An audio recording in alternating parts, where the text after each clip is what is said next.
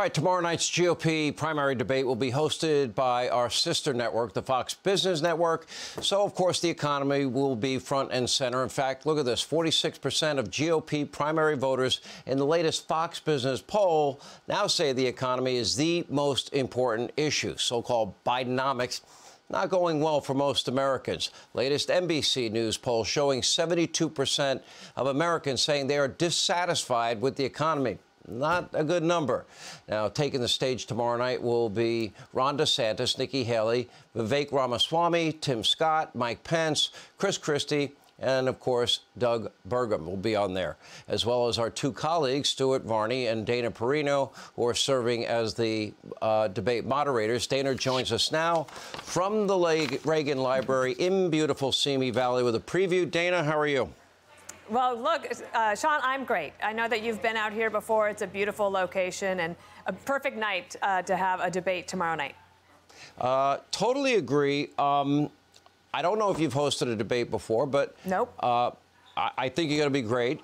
And I think there's a lot to talk about. I mean, usually we're told that peace and prosperity drive elections. 61% of Americans live in paycheck to paycheck. I would imagine that's going to have an impact on the election. Your thoughts? It's very interesting that, do you remember, of course, in 1980, President Reagan, for that election, his campaign slogan was, "Are you better off today than you were 4 years ago?" And presidential candidates have used that ever since when they're challenging the incumbent.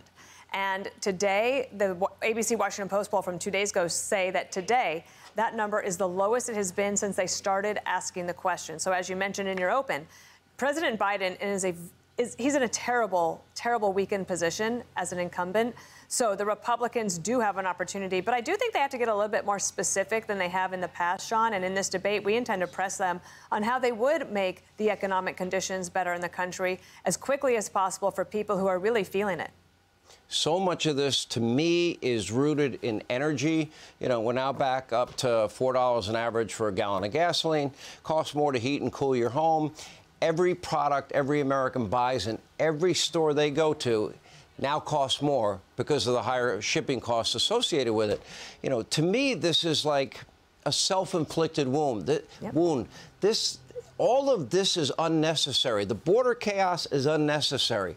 Economic, energy prices, unnecessary. These are all policies that he's pushed and he's implemented, and it's having a huge impact on society at large. And yet they're bragging about it. They're saying Bidenomics. I'm not sure if that's will come back to bite them or not. I would think it will. I think it was. I think that this summer that they tried that, and then unfortunately for them, they are stuck in this position where they'll say three things. One, they'll say that Bidenomics is working. You just don't understand it yet, right? How condescending can that be? Then they'll say the border is closed. The border is fine.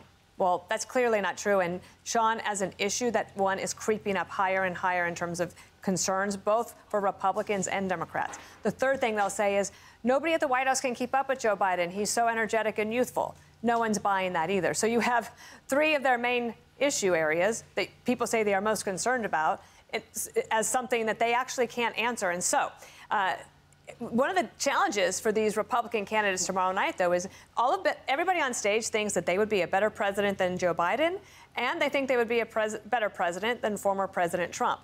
Now, how do they break out of that pact? President Trump's lead is so commanding. It is seemingly enduring. One of these people needs to have a breakout moment tomorrow night so that they can say, I should be the main rival to President Trump in this contest. So I expect some fireworks, possibly some aggression, but I hope to lighten it up a little bit as well. I like the lighten it up part. We always need a little humor in every situation. All right. How do you deal with the audience getting out of control? How do you deal with the candidates just not listening to your time is up? I mean, that always becomes, you know, a needle you got to thread if you're the moderator. Well, I was thinking back that your viewers today might not know that Stuart Varney and I were first given an opportunity to be on television together because of you. And we did a hit every Tuesday night together on your show, and it really helped us form a great friendship. And he's got that terrific British accent. And I told him I am going to make sure that he is helping me keep control of the room because everybody will listen to a British accent like that. Dana, thank you. Hey, Sean Hannity here. Hey, click here to subscribe to Fox News YouTube page and catch our hottest interviews and most compelling analysis. You will not get it anywhere else.